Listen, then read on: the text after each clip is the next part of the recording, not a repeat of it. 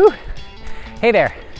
We all know the environmental and ethical reasons for following a plant-based diet, but what happens inside our bodies as we swap out animal proteins for more plant-based ones? I'm Adam Kruger, and you may know me as the PlantX Vegalier, but I'm also a lifelong athlete. Join me as I speak with different members of the medical advisory board here at PlantX to figure out exactly what goes on inside your body as you follow a more plant-based diet. Welcome to Medically Speaking. Death and dying. Yeah, those are things that scare a lot of people. We're constantly on the search for the holy grail to live longer, healthier, fuller lives. Some people think that a plant-based diet is a magic bullet that can take us there and take us to that promised land. Well, on today's episode, I spoke with Dr. Eva Weinlander, a family physician at Stanford, all about how a plant-based diet affects morbidity and mortality. So in other words, your ability to get sick and die or avoid it. It's a really great conversation, and you'd be surprised at what we talked about. Check it out. I'm Eva Weinlander. I am a physician at Stanford in family medicine, and I am also the director of faculty wellness. Dr. Weinlander, Eva, it's so wonderful to have you here. Thank you for being with us today. Thanks. I do think there are links. I think you have to be very careful with the word. I don't think cause is appropriate. I think there's association, and that's because folks that are on a plant-based diet tend to also have other healthy habits that it's hard to tease out. So they tend to not smoke, they tend to not drink as much alcohol, they tend to exercise more, they tend to pay attention to sleep. So in general, yes, we know that there are linkages to morbidity, having a disease that might, as you said, make you die soon. Or that you have to carry around with you for a number of years as you do die, and longevity. So what you're saying, there's actually two things I want to kind of jump into here. One, you're saying that there are links to going in a plant-based direction and actually living longer. Like science is showing that people who tend to follow a plant-based diet tend to suffer less disease and live longer. Is that a true statement? That is true, yes. And so you mentioned that people who follow a plant-based diet tend to do other things that are healthy for them. So what do you think the reason behind that is? I think folks that follow a plant-based diet are online, they're reading, they're aware of what else is going on to take care of their bodies. And so I think what's online is a lot of information about other ways to stay healthy. And so they tend to be those that pay attention to their, I call it the nest. You know, your nutrition, your exercise, your sleep, and your time to just be, as be a human being, not a human doing. And I think those things factor into morbidity and longevity. So, for example, there's a lot of research. Seventh-day Adventists eat mostly plant-based, or have eaten mostly plant-based, but they also don't smoke and they don't eat they don't have caffeine. They have been shown to have less morbidity and longevity. And then there's a cardiologist, Dean Ornish, that some of you may have heard about, and he definitely showed that there was improvement in, specifically, he's a cardiologist in heart disease, and showed that the lining, the thickness of the arterial wall was decreased by plant-based diet, but also he paid a lot of attention, and his subjects they did a lot of meditation and breathing. So it's often clustered, and you can't specifically say one, because you can't randomize, control, double-blind the study and just put people on plant-based versus not plant-based. No, I love that. I think that it's very important for people to understand that, just going vegetarian or vegan is not a silver bullet to end all disease. You can't just go, okay, well, I'm done with meat and all animal products, but I'm still going to smoke 10 packs of cigarettes a day and drink a bottle of vodka and then party until 2 a.m.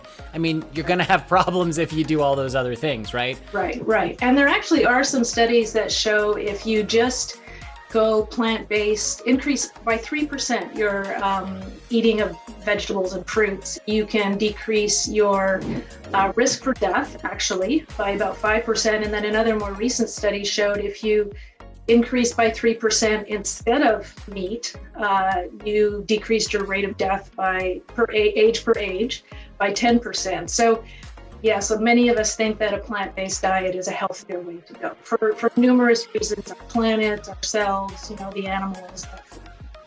I love it. I mean, I obviously, cards on the table, there's no hiding it. I've been vegan for over 5 years at this point. I've never felt better in my life. And that's just me. Everyone that I know that's done it has done it as well, or has felt that way as well. Anyone who's done it right, because I think that there are some people who, I mean, you've heard it. Well, I tried going vegan for like a week or a month and I felt so sick because they were probably eating potatoes and like pasta at every meal. And that's not the right way to do it.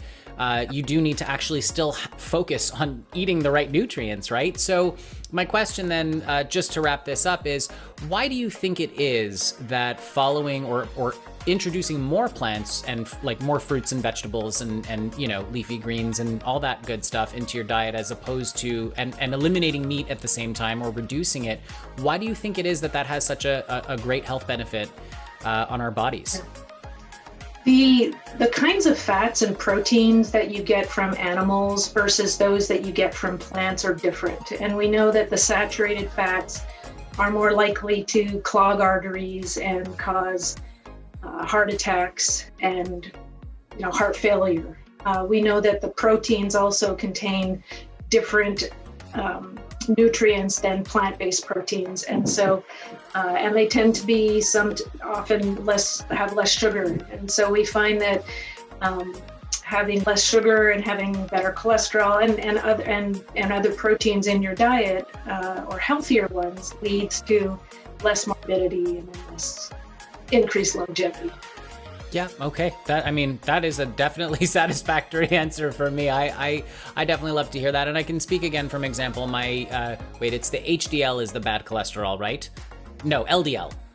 LDL is the bad one. Yeah. My level, mine's 40, the last it was checked, which is super low. Yeah. Whoa. Yeah. Well, that's so interesting, because I'd love to say that I got into plant-based because I felt sorry for the animals or the environment, but the actual fact is my cholesterol was off page. My LDL was 290 or some crazy number. It's very genetic.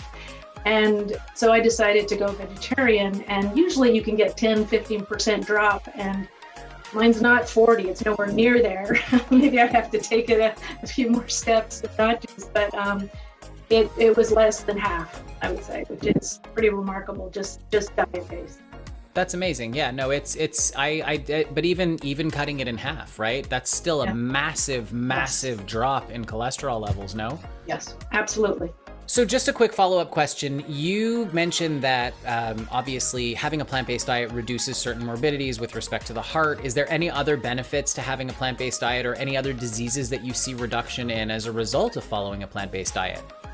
Yeah, great question. We do see decreases in certain cancers in folks that eat higher levels of fruits and vegetables. So for example, having a lot of that fiber prevents diverticulitis, not only diverticulitis in the colon, but actually colon cancer. There has been some studies that show decreased levels of lung cancer and breast cancer. So there's definitely a role for plant-based diet in reducing, that's both morbidity, because cancer is, for some it's a chronic disease, but for some it's a life-ending disease. So it's very important. And then of course the sugar piece. So cancers respond to sugar. Diabetes is a sugar-based disease, and that leads to morbidity in the sense of issues with your eyes and your heart and the little vessels to your kidneys and your nerves.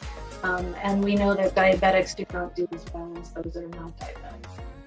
Right. And, it's interesting that you mentioned, lung and breast and all the other places that you wouldn't necessarily assume would be related to dietary stuff when you're talking about fiber and reducing sugar. I've read in many, many different articles and sites that basically meat consumption causes an inflammatory response in the body, and it causes inflammation, basically, right? Yes. Because it causes the body to have more acidity, right? Because why? I don't know why. I'm not a doctor, but I want to know, is it because is that one of the factors that kind of contributes to reduced morbidity, in that a plant-based diet actually reduces inflammation in the body? Is that something that could be part of the reason why? Yeah, inflammation is sort of the big catchword over the last several years, and what we do know that the certain fats go down, the bad fats go down a more inflammatory pathway, whereas the healthier fats tend to be less inflammatory. So definitely, good point. And then we also know that some foods, fibers, for example, get eaten by our microbiome, and that's a whole other fascinating place to study. And that the bacteria change some of that fiber into healthy fatty acids that actually have been shown to be anti-inflammatory and may even have a role in insulin sensitivity. So it's multifactorial, very complicated, but certainly fascinating. So science is not saying that having a plant-based diet or following a plant-based diet completely will save your life, although it could. What we are seeing, though, is that the numbers are showing that it is healthier for you, especially when combined with a better lifestyle. So get enough rest, get enough proper nutrients in your diet, get some exercise, be out in nature, eat more plants. That's the message. Dr. Weinlander, thank you so much for being here with us today. We appreciate your knowledge and your expertise. My pleasure. Well, I hope you learned something new here today, because I sure did. If you have any questions, just put them in the comments below, and we'll address them in a future episode. Until then, stay fit, stay healthy, and eat more plants. See you next time.